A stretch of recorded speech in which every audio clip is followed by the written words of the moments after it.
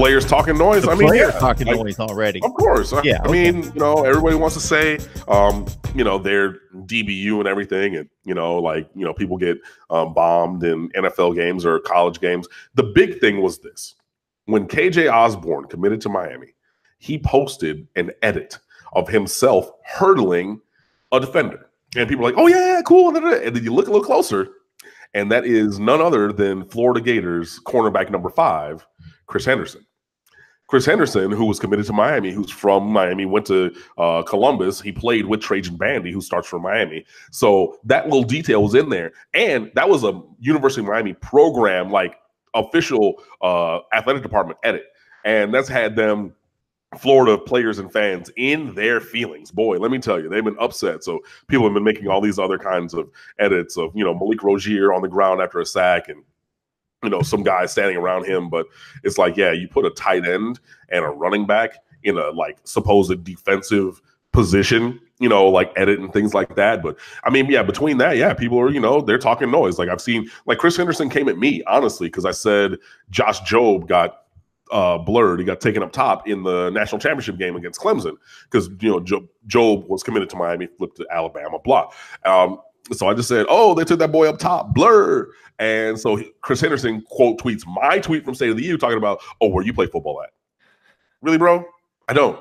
I write about football. I'm a commentator. I'm a blogger. That's what I do.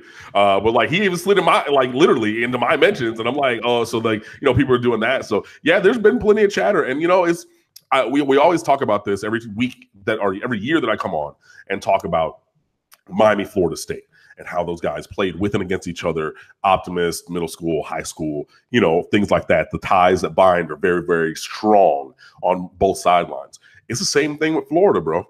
It just is. You know, you got guys from down here. I mean, famously, Brandon Powell with his dead period flip from Miami to Florida and then enrolled at Florida all of a sudden during a dead period where you can't have contact with players, a real face-to-face contact like that. And he spawned the hashtag gotta feed the fam, which is what he put on his commitment, flip note as he was literally walking to his first class at UF.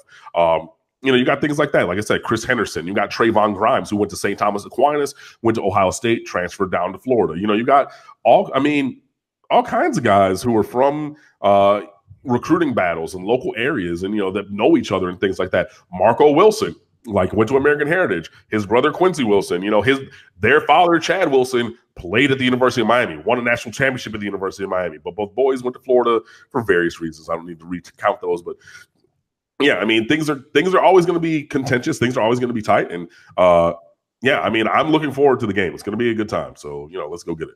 Well, you can imagine, Cam, I dove in on one of these back and forths because there was a Twitter war about DBU. Who's DBU? Is it Florida or is it Miami? And a Miami fan had posted that there were, I believe, I don't want to get these numbers incorrect, but I think I'm accurate on this, 13 first-round picks from Miami since 1980 at defensive back.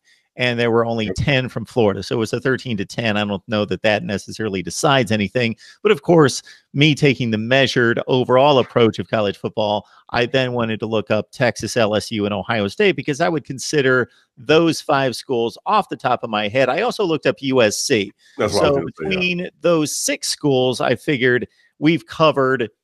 I can just about guarantee that those are the 6 most prominent schools in producing NFL defensive backs and having great college players at those positions, safety and cornerback, in the last 20 to 30 years. And then I listed my my findings right there.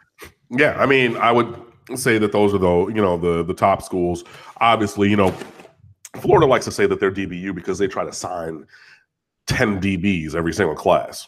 You know, even guys who necessarily don't even see the field, but you know, yeah, they're great in their estimation and things like that. So, I mean, and the other piece of information that got under the ire of Florida, the program and the fan base, was the University of Miami, or Canes football account, tweeted out, a graphic earlier, and it said, you know, you claim DBU, but you don't have the #1 passing defense in America, which Miami did this last year. It said hashtag couldn't be my team or whatever. And it's Trajan Bandy like in a hero pose, like standing over somebody after he laid them out or broken up a pass or something like that. And yeah, I mean, like it's a shot at Florida's identity. You know, they want to claim DBU and things like that. But I mean, I'm taking Miami guys over Florida guys, even in the recent past. You know what I mean?